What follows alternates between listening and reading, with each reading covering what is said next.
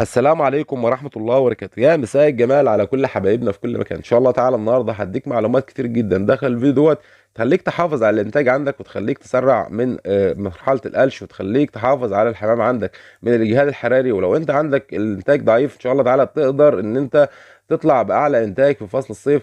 طبعا اشياء بسيطة جدا اللي هي ادوية ولا هي علاجات ولا هي اشياء من اللي هي طبعا مكلفة على المربيين. طبعا انت كده كده بتطلع كل يوم عند الحمام، ولازم الاشياء ديت ان انت تقدر توفرها الحمام. اول حاجه يا جماعه الخير بالنسبه للناس اللي بتربي حمام في اماكن مغلقه، والناس اللي هي حابسه الحمام ما بتطيرش حمام، لازم ان انت تعمل تهويه للحمام داخل الغرفه بتاعه الحمام.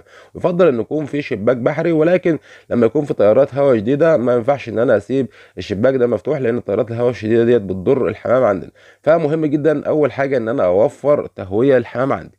الحاجه التانيه يا جماعه الخير، وحاجه رئيسيه وحاجه طبعا من الاساسيات اللي انا لازم اعملها، وخصوصا في الحر الشديد، طبعا المسقه بتاعه الميه. الناس اللي تعرض المساقيه بتاعه الميه بتاعتها للحراره الشديده، وكنت اتكلمت في الموضوع ده من بدايه فصل الصيف، لان طبعا الموضوع ده مهم جدا. الميه الساخنه ديت كده كده جوف الحمام بيبقى سخن، وكمان الحمام بيشرب من الميه ديت، فبتسبب الحمام ده اجهاد حراري، وممكن الطيور دي تنفق منك. فمهم جدا ان انا في فصل الصيف اغير الميه عندي من مرتين لثلاث مرات. الحاجه الثالثه يا جماعه الخير، ما ينفعش ان انا اعرض الحمام بتاعي لاشعه الشمس مباشر، خصوصا الساعتين بتوع الظهيره. طبعا الساعتين بتوع الظهر دول بيبقوا صعب جدا على كل المخلوقات، فمهم جدا ان انا ما اعرضش الطيور عندي لاشعه الشمس المباشره، وخصوصا في الصيف. الحاجه الثالثه يا جماعه الخير، واللي انا لازم اعملها في الصيف عشان ان انا اتلاشى مرض الجدري، وان انا اتلاشى التنفسي، واتلاشى الكنكر، واتلاشى معظم الامراض اللي هي بتيجي عند الطيور عندي، طبعا لازم انضف المكان بتاعي. لو انا بنضف في الشتاء مره واحده في الاسبوع، لا، انا في الصيف انضف مرتين في الاسبوع. مهم جدا ان انا لازم اعمل كده، وخصوصا في فصل الصيف. الحاجه اللي بعد كده والمهمه والضروريه برضو اللي انا بقدمها للحمام عندي، الناس اللي بتقدم الحبوب الغليظه زي الفول وزي الذره الحبايه الكبيره، فمهم جدا ان انا اقدم للطيور عندي دلوقتي الحبوب الرفيعه. لان يا جماعه الخير الحمام لما بيلاقي حبوب غليظه فما بيبقاش عنده اقبال على الطعام، كمان ما بيعرفش ياكل الحمام بتاعه بسهوله او الزغاليل بتاعته بسهوله. فلما الاقي عندي طبعا الحمام ما عندوش اقبال على الطعام، فمهم جدا ان انا اقدم له الحبوب الرفيعه، زي طبعا الغله، زي الذره العويجه، زي الاشياء اللي هي تلاقيها رفيعه ديت، لازم ان انا اقدمها للحمام في فصل الصيف. تمام كده؟ طيب لازم بقى ان انا اوفر اناء طبعا كبير للحمام ده عشان يعمل فيه عمليه استحمام، وتكون العمليه ديت لا تقل عن مرتين كل اسبوع. لازم اعمل عمليه استحمام للحمام مرتين في الاسبوع، ولازم الماء اللي هو هيبقى فيه عمليه الاستحمام ده يكون داخله خل وملح. طبعا خل والملح بيقضي على الحشرات. الناس اللي هي بتشتكي، طبعا ناس معظم المربين يعني بلا استثناء بيكون عندهم حشرات في فصل الصيف، في طبعا ذبابة الريش وفي سوس الريش، في الاشياء اللي هي بتضر الحمام ده. وكمان الاشياء ديت مش بتخلي عندك انتاج، وكمان الاشياء ديت بتضر طبعا الزغاليل وبتسبب مرض الجدري. وكمان في حاجه مهمه يا جماعه الخير، يعني لازم ان احنا يعني نخلي بالنا منها. الناس اللي هي بتبقى اخواتنا اللي هم ساكنين في الريف، طبعا الناموس ده مضر جدا جدا بالطيور عندنا، وده اساس مرض الجدري. فمهم ان انا امنع الحشرات ديت. فلما بعمل عمليه استحمام للحمام بالخل والملح، طبعا بنضف جسمه تماما من الاشياء الضاره ديت كلها، ذبابه الريش وسوس الريش.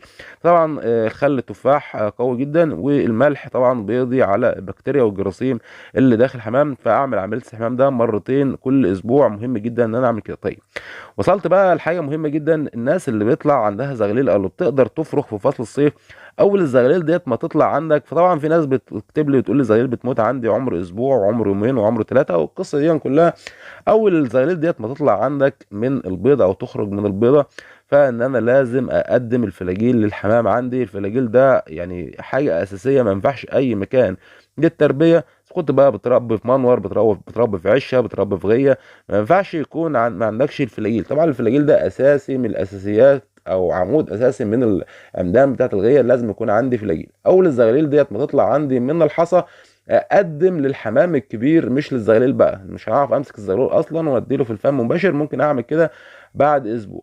ولكن اقدم للاهالي الحمام الكبير، اقدم 5 سم فلاجيل للحمام على لتر ميه. هتقول لي طب انا عندي جزئين ثلاثه مطلعين وفي جزء او اتنين مش مطلعين، عادي مفيش مشكله.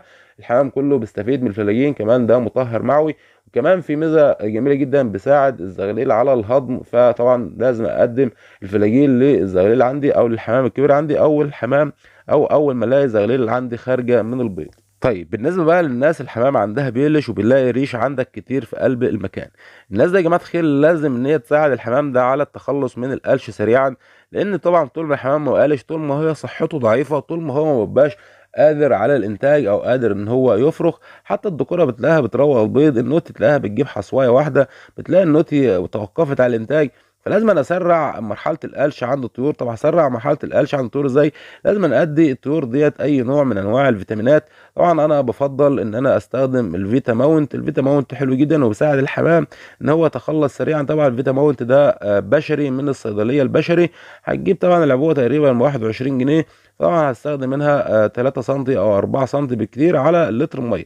ونخلي بالنا يا جماعه الخير النسب اللي احنا بنتكلم عليها، عشان انا لما كنت بتكلم في فيديوهات واقول الناس تحط كالسيوم 5 سم على لتر ميه، الناس بتروح تحط 10 سم 15 سم، وبتواجه مشكله فيما بعد. الناس ديت بتلاقي ان الحمام عندها او ان الطيور عندها لما تيجي ميعاد خروج الحصى بتلاقي ان الزغاليل كبست والزغاليل بتموت منك، لان انت حطيت اصلا يعني كالسيوم كتير. والكالسيوم الكتير ده يعني بيضر، لان الكالسيوم كتير ده بيخلي ان القشره سميكه جدا، فالزغلول ما بيعرفش يخرج من الحصوايه. فلازم ان انا استخدم اي ادويه بقول لك عليها تستخدمها بنسب عشان ما تواجهش القصه دي. طيب الحاجه برضو المهمه جدا ان الناس اللي هي في الوقت ده مش عارفه تفرخ، فده طبيعي جدا، لان المرحله ديت من شهر طبعا 8 او من شهر 7 لحد شهر 10، بدايه شهر 10 بتلاقي الطيور بتقلش في الوقت ده. فالحمام لو ريح عندك في الوقت ده فحياة طبيعية جدا.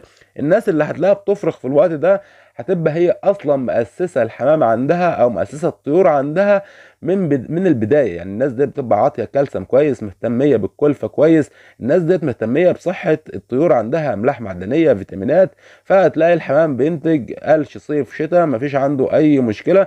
ولكن الناس اللي هي عندها الحمام مريح دلوقتي فده طبيعي جدا ما تقلقش. والناس كمان اللي عندها حمام بيجيب بيضه واحده فده برضو طبيعي جدا ما تقلقش من الموضوع ده. طيب انت هتقول لي بقى انا عندي الحمام في جهاد حراري والحمام في حر شديد والحمام بياخد نفسه بالعافيه، فايه اللي انا يجب عليا ان انا اقدمه له في الوقت ده؟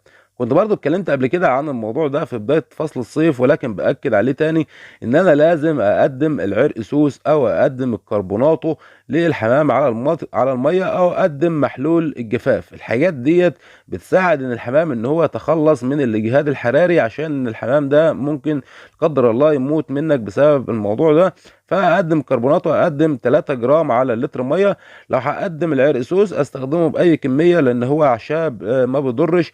لو هقدم محلول الجفاف يبقى انا طبعا اقدم تذكره على اللتر ميه، طبعا موجود في الصيدليه. الحاجات دي يا جماعه الخير لو قدرت ان انت تعملها وتوفرها عندك للطيور ان شاء الله تعالى هتقدر تفرخ وتقدر ان انت تحافظ على الانتاج بتاعك وتقدر تحافظ على الحمام عندك من الحر الشديد. بتمنى يا شباب يكون الفيديو عجبكم ويكون وصل لكم معلومه. ان شاء الله تعالى القاكم على خير في فيديو جديد. وصلت معايا في فيديو لحد دلوقتي ما تبخلش عليا باللايك واكتب لي في الكومنتات ان انا بطل ووصلت معاك لنهايه الفيديو. استودعكم الله، السلام عليكم ورحمه الله وبركاته.